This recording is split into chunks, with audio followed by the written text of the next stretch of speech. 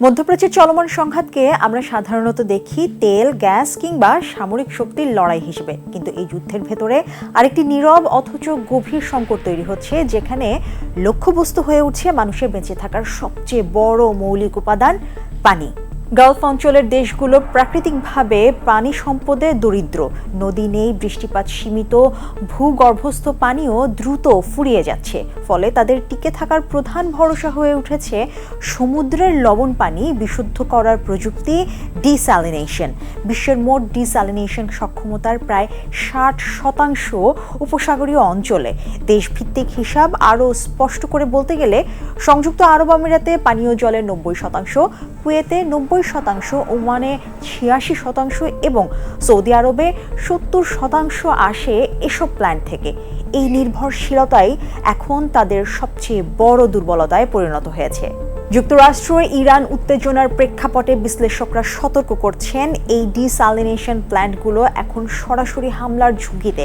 ইতিমধ্যে ড্রোন এবং মিসাইল হামলায় কুয়েত ও আমিরাতের কিছু স্থাপনা ক্ষতিগ্রস্ত হবার খবরও চলে এসেছে।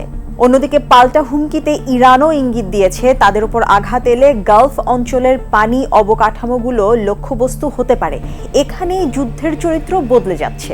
সরাসরি সামরিক সংঘর্ষে যেখানে শক্তির ভারসাম্য গুরুত্বপূর্ণ, সেখানে এই নতুন কৌশল, অবকাঠামো লক্ষ্য করে আঘাত, একটি অসম যুদ্ধের বাস্তবতা তৈরি করেছে। বিদ্যুৎ, জ্বালানি কিংবা শিল্পের পাশাপাশি এখন পানি অবকাঠামো সেই তালিকায় যুক্ত হয়েছে। একটি ডিস্যালিনেশন প্ল্যান্ট ধ্বংস মানে শুধু একটি স্থাপনা হারানো নয়, এর অর্থ হলো কয়েক দিনের মধ্যে একটি শহরের পানির সরবরাহ বন্ধ হয়ে যাওয়া। বিশেষজ্ঞরা বলছেন, এই অঞ্চলের অনেক শহর মাত্র কয়েকটি বড় প্ল্যান্টের উপর নির্ভরশীল, যেগুলো অচল হলে দ্রুত পানি সংকট তৈরি হতে পারে। ফলে যুদ্ধের প্রভাব সরাসরি বেসামরিক জীবনে গিয়ে পড়ে।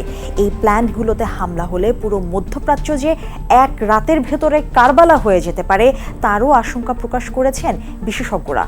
ইতিহাসও দেখিয়েছে পানির অবকাঠামো ধ্বংসের ফল কতটা ভয়াবহ হতে পারে। উপসাগরীয় যুদ্ধের সময় কুয়েতের পানি সরবরাহ ব্যবস্থায় আঘাত দীর্ঘমেয়াদী সংকট তৈরি করেছিল।